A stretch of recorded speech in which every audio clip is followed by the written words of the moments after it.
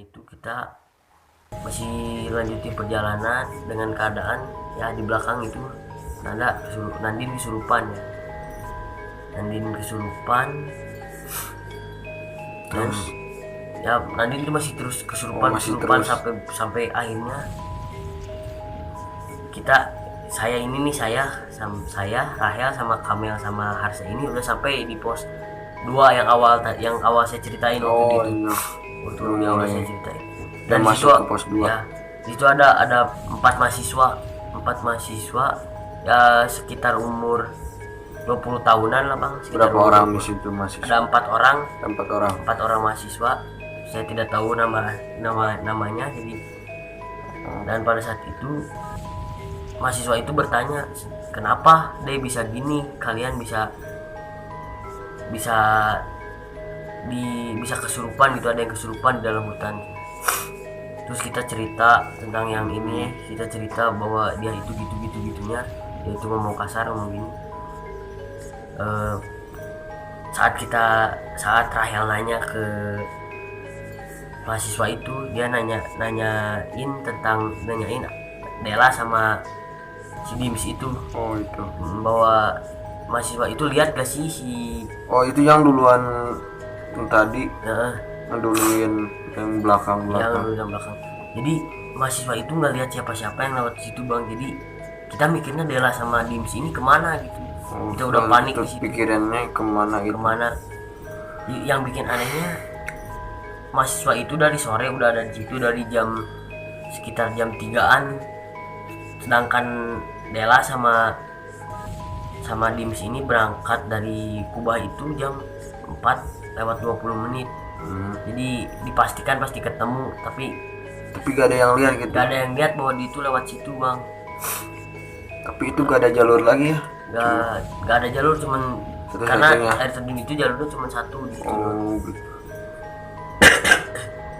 Terus saat kita sampai di pos 2 itu, rombongan yang bawa Nandin ini ya sampai di pos 2 dan di situ ada kita juga sama mahasiswa itu. Dan Nandin masih dengan keadaan kesurupan. Dan Nandin di situ belum sadar juga. Masih kesurupan dia Bang, masih kesurupan. Lalu pas dia kan si mahasiswa itu bawa hamok ya. Kita naikin Nandin ke hamok. Hamok itu tempat ya tidur gitu, tempat tidur tapi ya pokoknya tempat tidur. Hamok. Nandin pun tersadar. Dia itu Nandin gitu, udah jadi Nandin, tapi dia teriak-teriak seperti melihat satu sosok cewek gitu ngikutin dia berteriak gini nih. Teriakan itu waktu saya ingat dia bilang, pergi kamu. Dia nunjuk ke tempat di atas, tapi kita nggak ngeliat apa-apa, cuman dia doang yang ngeliat. Itu semuanya pada gimana itu? Pada langsung bantuin panik atau gimana? Ya di situ kita panik sih, kita juga kan nggak tahu apa-apa tentang masalah kesurupan gini. Jadi dan alhamdulillahnya mahasiswa itu mengerti seperti itu, dia mengerti kayak kesurupan, bisa ngeluarin kesurupan juga mahasiswa itu.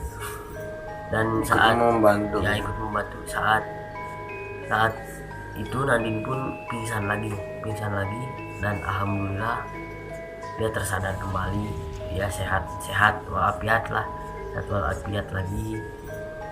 Dan alhamdulillah dia itu sampai sekarang juga alhamdulillah dia sehat, nggak ada gejala-gejala lagi gitu. Nggak ada gejala. Dia udah sembuh bener apa gimana? Sembuh bener sih, dia sembuh bener. Tapi ada ibunya Nandin ini kadang melihat Nandin kalau malam itu sedih nangis gitu, cuman gitu doang, kayak trauma kali si Nandin gitu.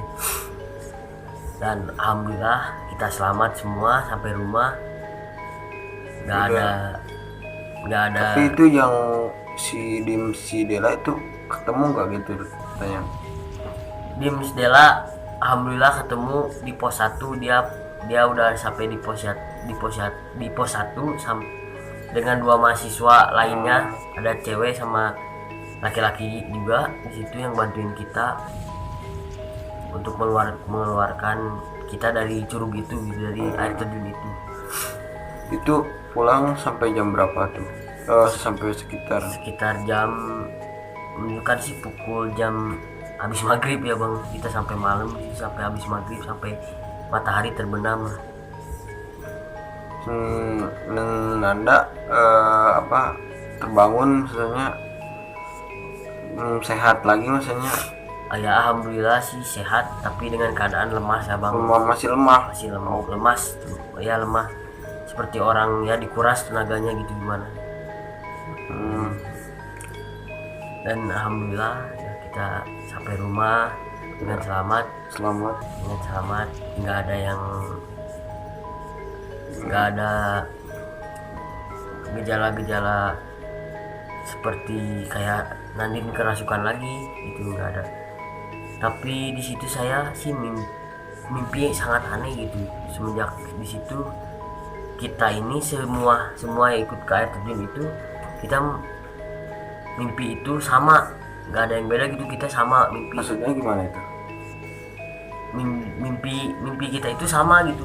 Oh jadi sama melakukan di mimpi itu tuh sama gitu, melakukan kita tuh sedang gini tuh sama gitu, seperti kita melihat mayat kita sendiri di situ mimpi, dan melihat makam teman saya. Oh jadi itu yang ikut pada sana mimpinya sama gitu ya. Badan kita emang udah sampai rumah, tapi arwah kita masih di sana gitu. Masih ada yang gitu, belum pulang. Terus gimana tuh? Dan ya kita minta air ya kepada sesepuh di kampung kita. Jadi alhamdulillah sampai saat itu juga, saat kita minta air itu alhamdulillah kita udah nggak gitu lagi, kita hidup normal, kita biasa aja gitu, udah gak inget lagi gitu. Nah di situ alhamdulillah terjadi apa-apa lagi.